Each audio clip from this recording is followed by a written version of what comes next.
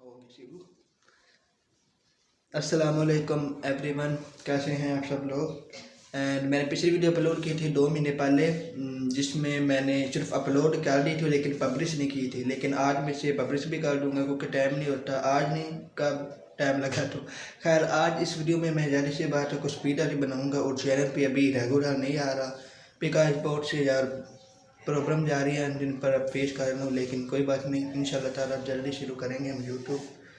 और ठीक है, अल्लाह हाफिज़। और इस वीडियो को एंजॉय कीजिए, वही वीडियो को लाइक कीजिए एंड सब्सक्राइब कीजिए। मैं आपको मिलूंगा किसी और नई वीडियो में, तब तक के लिए bye bye.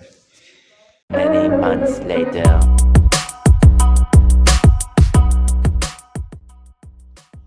Below stage basically इस स्टेज में हमें जो हमारा क्लाइंट है, जो हमारा आर्ट वर्क बनाना है, वो हमें एक प्रॉम्प्ट देता है। जिस तरह आप देख सकते हैं कि मैंने खुद प्रॉम्प्ट लिखी है और उसके हिसाब यानी उस प्रॉम्प्ट के अकॉर्डिंगली हम रेफरेंस इस्तेमाल करेंगे।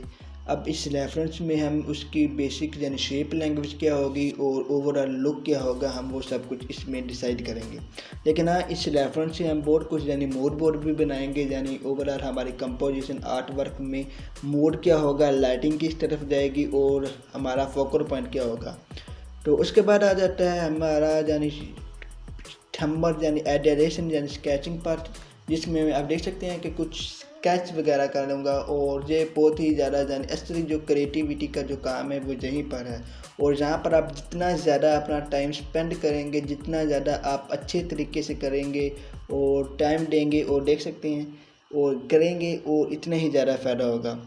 तो कुछ थंबनेल स्केचिंग हो रही है, जिसका जो सबसे बड़ा जो फ़ायदा ये है कि ओवरऑल हमारा करैक्टर कहाँ होगा, लाइटिंग का होगी, थीम क्या होगी। बेसिकली देखने में तो ये बहुत सिंपल लग रहे हैं, लेकिन मेरे लिए क्योंकि मुझे पता है ये क्या हो रहा है। लेकिन अगर हाँ, अगर मेरे क्लाइंट को भेजता है तो मैं इसे थोड़ा रिफ़ाइन करता, यानी थोड़ा अच्छे तरीके से। जिस तरह हम देख सकते हैं मैंने अब फाइनल में थोड़ा रिफ़ाइन किया और बेसिक आइडिया लगाया है। तो अब ऑनलाइन जाएंगे और कुछ यानी एक्सपेरिमेंट करेंगे बेसिकली, और कंपोजिशन को जल्दी से जल्दी तैयार करने की मैं कोशिश करूँगा। Because I am very lazy person and that's why I always use and I like composition, photo manipulation kind of thing, जिसे हम मैट पेंटिंग भी कहते हैं। तो देख सकते हैं कि अभी मैंने कुछ रोक यानी ना ये सब कुछ मैनिपुलेशन के ज़रिए ना एडिटिंग में सबसे ज़्यादा आसानी से मैचिंग करना शुरू कर दिया है। तो आप देख सकते हैं कि स्केच करने का जो सबसे ज़्यादा और सबसे बड़ा जो हमें फ़ायदा ये हुआ है कि हमें पता है हमें एग्जैक्ट करना क्या है, हमें एग्जैक्ट बनाना क्या है। और एक्सपेरिमेंट भी हम करेंगे, जाहिर सी बात है। लेकिन इस जो सबसे बड़ा फ़ायदा है, हमें फिजूल यानी टाइम ज़्यादा नहीं होगा, हमें पता है कि हमें एग्जैक्ट बनाना क्या है। ठीक है, प्रोसेस को एंजॉय कीजिए। ठीक है, दैट्स इट।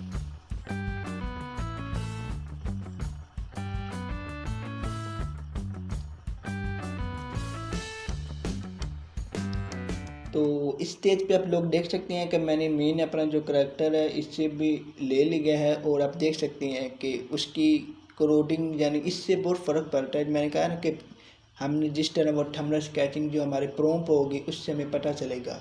लाइक ये देख सकते हैं कि ड्राइवर के मैंने बड़े बड़े सींग वगैरह रखे हुए हैं, और हमारा करैक्टर किस टाइम का है, ये फैंसी वर्ल्ड है या रियल वर्ल्ड है, यानी इसका टाइम ऑफ पीरियड क्या है, और उस वक्त के कपड़े क्या होंगे यानी कॉस्ट्यूम जिसे कहते हैं, बैकग्राउंड किस टाइप का होगा। ये चीज़ें बहुत ही ज़्यादा ज़रूरी है आपको सब कुछ करने से पहले करना है, और इससे सब कुछ आपको करना है आइडियलाइजेशन यानी स्केचिंग पार्ट में।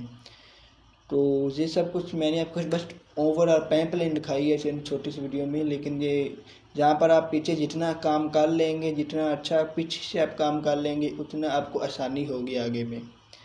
तो देख सकते हैं कि अभी मैंने बेसिक यानी कंपोजिशन सेट कर ली है, अब थोड़ा सा बैकग्राउंड पर काम करना शुरू कर दिया है। अब मैं इस कंपोजिशन का जो बैकग्राउंड है वो चाहता हूँ कि बड़ा हो, यानी मैं जो हमारा ड्राइवर है, जो यानी हमारा दुश्मन है इस आर्ट वर्क में ड्राइवर, मैं उसे चाहता हूँ कि वो बड़ा लगे, उन्हें दुनिया से बहुत बड़ा है और उससे जो दुनिया को तबाह करने वाला है। और जो हमारा हीरो है यानी विजुअल स्टोरी टेलिंग के हिसाब से सोचा जाए वो इससे बचाएगा, यानी कॉन्फ्लिक्ट होगी इन दोनों में। तो देख सकते हैं कुछ एक्सपेरिमेंट हो रहे हैं, कुछ काम कर रहे हैं और कुछ नहीं कर रहे। ठीक है, यानी experiment is the part of that thing, so you should keep in mind and just do a little step. And हाँ, इस पार्ट को करने से ना अगर इंजॉय करो, क्योंकि आर्ट सब कुछ जो भी काम करें इसे इंजॉय करें, क्योंकि ये रिज़ल्ट तो दुनिया कहेगी ये रिज़ल्ट क्या बन गया, लेकिन आपको पता है ये क्या होगा एक आर्टिस्ट के तौर पर। तो दैट्स ऑल।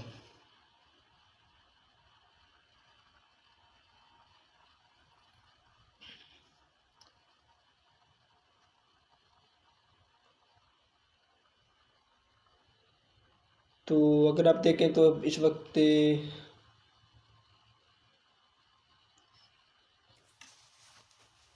तो अब हमारे कैरेक्टर को यानी कुछ ओवरऑल कंपोजिशन को लाइटिंग वगैरह जैसा कुछ मैचिंग कलर शुरू कर लिए हैं, लेकिन आज यहाँ पर आप लोगों को कुछ चीज़ों का ख्याल रखना है। यानी आप यहाँ पर कंपोजिशन चेंज कर सकती हैं, लाइटिंग किस तरफ से आएगी, ये सब कुछ बहुत ही ज़्यादा ज़रूरी है।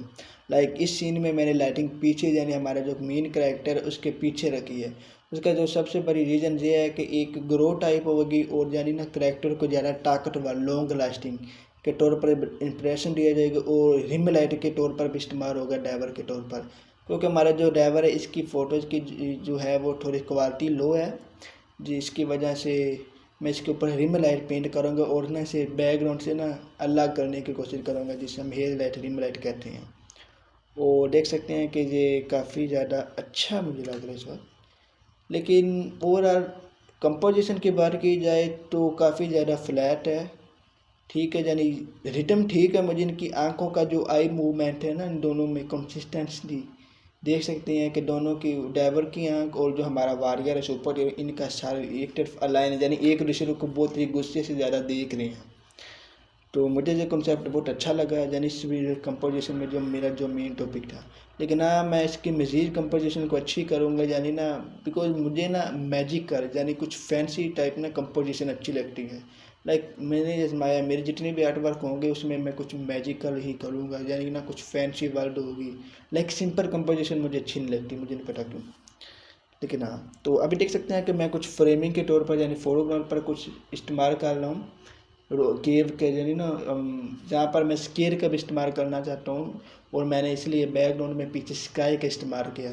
स्काई यार मेरा फेवरेट चीज़ है, आप लोगों को क्या बताऊँ अब, क्योंकि स्काई बहुत ही सिंपल होता है। हम पीछे से स्काई लगा दें और इससे क्या होगा कि हमारा जो ना बहुत सिंपल यानी कलर को मैच करना, रिम लाइट मैच करना, चलो जी ठीक हो गया। लेकिन उसका सबसे बड़ा ये फ़ायदा है कि यहाँ पर स्टोरी का अगर हिसाब से देखा जाए तो मैं अपने वॉरियर को बड़ा दिखाना चाहता हूँ, जो हमारा ड्राइवर दुश्मन है ना उससे मैं बड़ा दिखाना चाहता हूँ ताकतवर।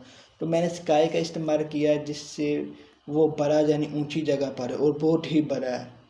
और देख सकते हैं कि मैंने एक मैजिकल तलवार ली जो कि मैंने पहले स्केचिंग की थी, मैंने कहा स्केच करूँगा, लेकिन फिर मुझे जो मिल गई। और जहाँ पर मैंने कलर का भी बहुत ही ज़्यादा क्रिएटिव यानी इस्तेमाल किया। अगर आप लोगों ने कभी स्टार वार वगैरह मूवीज उनकी देखी होगी, उनमें वो लाइट सेबर इस्तेमाल करते हैं। तो आप लोग देखेंगे जो हमारा हीरो होगा उसमें वो हमेशा ब्लू कलर इस्तेमाल करेगा, और जो बुरा जो फाइट कर रहे होंगे वो रेड कलर इस्तेमाल करेंगे। तो वही कंसेप्ट मैं जहाँ पर इस्तेमाल कर रहा हूँ, क्योंकि हमारा वारियर वो बचा रहा है।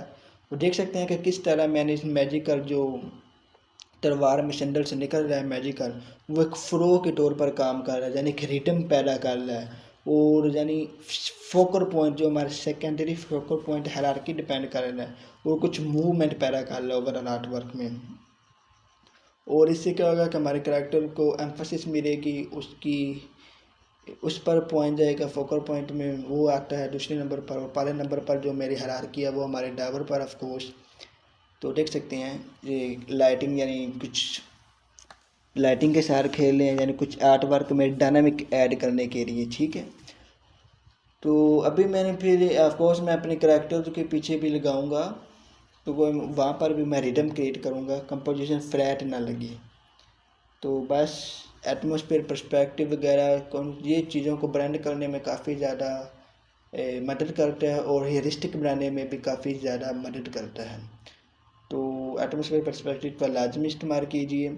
और जिस तरह देख सकते हैं कि मैंने पिछली अभी भी कहा कि आप लोगों को मैं ना इसकी स्केल का इस्तेमाल करना चाहता हूँ, और मैंने बर्ड यानी परिंदों का भी इस्तेमाल किया।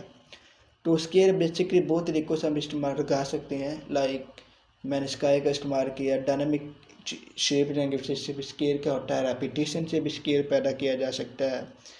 तो बहुत से तरीके हैं स्केल पैदा करने के, ठीक है, लेकिन मैं यहाँ पर सिंपल ही इस्तेमाल कर रहा हूँ, ज़्यादा नहीं। तो देख सकते हैं काफ़ी ज़्यादा अच्छा लगा मुझे। तो अब आता है हमारा फाइनल यानी टच, जो हमारा मेन डाइवर है उस पर यानी हमारा फोकल पॉइंट कम जा रहा था, तो मैंने आर्ट वर्क में यानी डायनामिक इस्तेमाल करने के लिए और हमारी जिस तरह वारियर की जो तलवार यानी इस वर्ल्ड में से ना मैजिकल जा रहा है, so I just want make that in our character, and you know I really love the overall rhythm of the electricity, you know? And since keep in mind I also use the red color in the background of electricity, you can see because it look like a devil, ठीक है। और जिस तरह देख सकते हैं कि मैंने अपने जो हीरो उसमें वो वॉरियर है उसमें हमने स्टोरी टेलिंग के हिसाब से ब्लू कलर इस्तेमाल किया और इसमें हमने रेड किया है, ठीक है। वो बुरा इंसान है, ठीक है ना, वो दुनिया को तबाह करना चाहता है। तो इस टाइप का आपको कलर को और लाइटिंग, मेरे ख्याल से जहाँ पर हम लाइटिंग के साथ काफ़ी अच्छे तरीके से और खेले जा सकता था, ठीक है। जिस तरह लाइक ओवर कंट्रास्ट में था और लाइटिंग के साथ हम काफ़ी अच्छा तरीके से खेल सकते थे। बट ओवरऑल ये है मेरा final art work, and I hope आप लोगों को ये पसंद आया होगा। अगर पसंद आया तो लाइक कीजिए, और अगर आप फोटोशॉप में फ़ोटो मैनिपुलेशन या कंसेप्ट आर्ट सीखना चाहते हैं तो सब्सक्राइब कीजिए। Thank you very much.